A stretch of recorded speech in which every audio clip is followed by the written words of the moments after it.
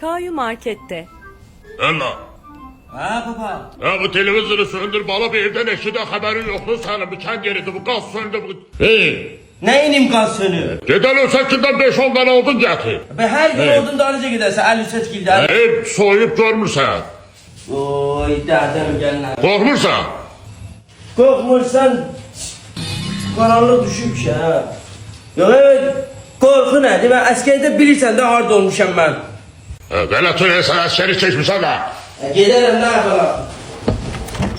Zil karanlıktır. Allah 58 öldürsün, benim canım da dinləsin. 90 yaşım var, köş bu dünyada benim de canım kurtarsın, sen de canım kurtarsın. Ne kadar odun ekserler. Ay aman. Alevset'in evi hardadır. Korkmayın ya, onsuz da televizyonlara deyirlər, cinin bir şey yoxdur. Bu insanın özündən özünü qorxutmağından əmələ gəlir. Sabah gələcəyim bir ailə başçısı olacaq. Əlifsət əmi! Ay Əlifsət əmi! Ya bu Əlifsət əmi olur ha. Əlifsət əminin səsi.